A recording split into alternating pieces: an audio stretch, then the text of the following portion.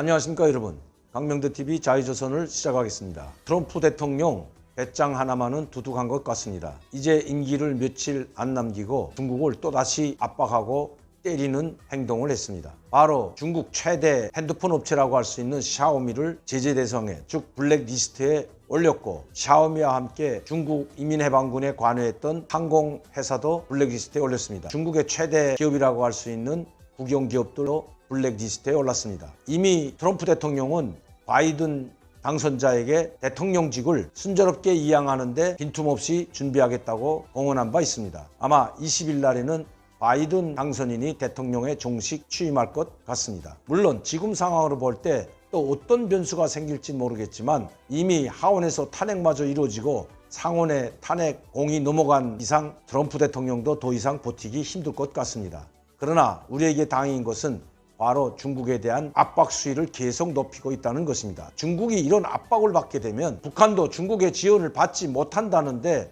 우리로서는 큰 다행이라고 할 것입니다. 물론 시진핑 주석이 내적으로 또 비밀리에 많은 물자 지원을 하겠지만 그러나 상당히 부담 가질 것은 틀림이 없습니다. 또 이런 가운데서 바이든 행정부의 참모들이 북한을 가장 미국의 위협적인 나라로 지정했습니다. 미국을 위협하는 나라들 중 1급, 2급, 3급 단위로 등급을 매겨놨는데 바로 최고 등급인 1급 등급에 북한을 올려놓았습니다. 아마 지난해 있었던 당창건 75돌 대규모 무력 시위와 그리고 이번에 또다시 3개월 만에 열린 당제 8차 대회 폐막식 무력 시위가 미국을 자극한 것 같습니다. 그 중에서도 바로 초대형 대륙간 탄도미사일 ICBM과 이번에 북한이 직접 고명한 SLBM이 미국을 자극시킨 것 같습니다.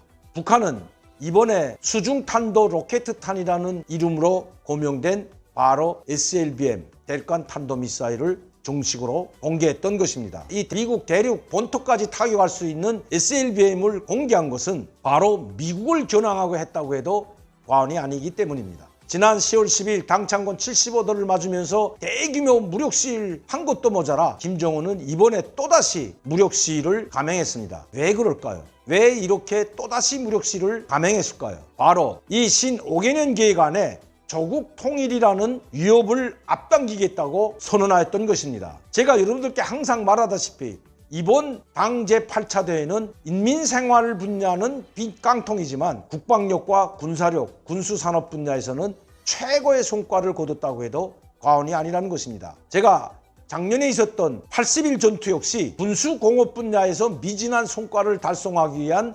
군수공업 분야에 올인한 전투라는 것을 여러 번 말씀드렸습니다. 제가 말씀드린 것이 모두가 사실이었습니다. 즉 이번 8차 당대에서 가장 큰 성과로 내세운 것이 핵무력 강화와 미사일, 대륙간 탄도미사일, 그리고 SLBM, 신형 순항미사일, 이스칸데르 미사일 이와 같은 각종 미사일들을 모두 완성했을 뿐만 아니라 전술 소형 핵무기까지 단거리 미사일에 탑재하겠다고 공언하고 있습니다. 상당히 위협적인 겁니다. 이 전술 핵무기는 미국을 겨냥한 것이 아니라 중단거리 미사일에 탑재하는 거기 때문에 바로 우리 한국과 일본을 겨냥했다고 해도 과언이 아닌 것입니다. 이번에 또다시 무력 시위를 감행한 것은 북한이 그렇게 어려운 속에서 특히 평양 시민들까지 아우성치는 이 경제난 속에서 또다시 무력 시위를 감행한 것은 바로 한국을 겨냥한 것이라고 해도 과언이 아니라는 것입니다. 김정은은 이번 개회사와 그리고 사업 보고에서 대남 정책과 대미 정책을 모두 발표했습니다.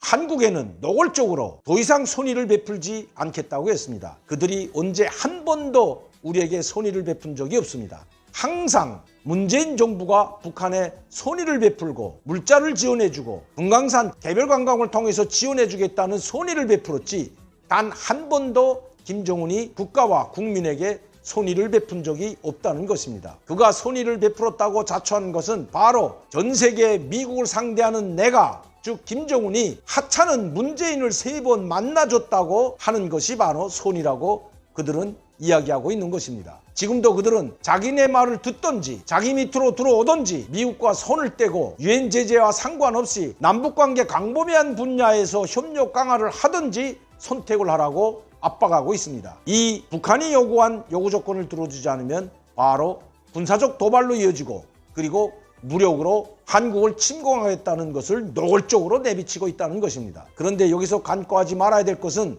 이 8차 당대회는 김정은 주의의 북한 주민들을 결속시키고 당의 지도 역량을 더욱 강화하고 그리고 선군 정치로 다시 회귀하였다는데 심각한 문제가 있다는 것입니다. 이 결속력도 결국 1년 내지 2년밖에 그 효력을 볼 수가 없습니다. 왜냐하면 1, 2년 동안에 북한의 모든 주민들에게 먹고 살만한 경제력을 회복시킬 수 없기 때문입니다. 지금 김정은의 처지에서 북한 주민들을 먹고 살만하게 해줄 수 있는 아무런 준비도 갖춰놓지 못했다는 것입니다. 오직 갖춰놓았다는 것은 바로 핵무력과 군사력 강화였습니다. 엄청난 미사일과 그리고 신형 탱크들과 장갑차들, 이제는 SLBM까지 공개하는 지경에 이르렀다는 것입니다. 막대한 군사력을 가진 북한, 방법은 하나밖에 없다고 생각하고 있는 것입니다. 이 군사력을 활용하여 한국을 굴복시키든지 아니면 무력으로 점령해버리겠다는 김정은의 결심이 섰다고 해도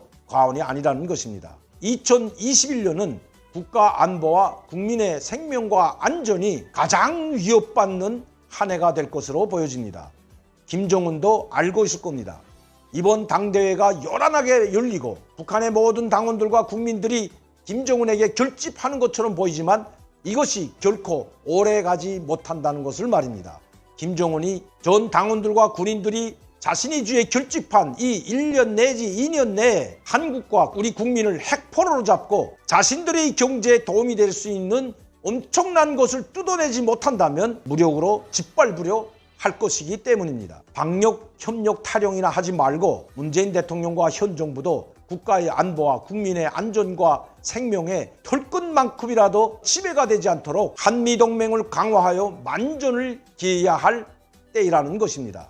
김정은의 핵 위협이 시시각각으로 국가와 우리 국민에게 다가오고 있다는 것 한시도 잊어서는 안 된다는 것입니다. 오늘도 강명도TV 자유조선을 시청해 주신 여러분들께 진심으로 감사를 드립니다. 많은 분들이 구독하고 시청할 수 있도록 전파를 부탁드립니다. 그리고 항상 저를 지원해 주시고 격려해 주시고 후원해 주시는 시청자 팬들과 후원자 여러분들께도 진심으로 다시 한번 감사의 말씀을 드립니다. 감사합니다.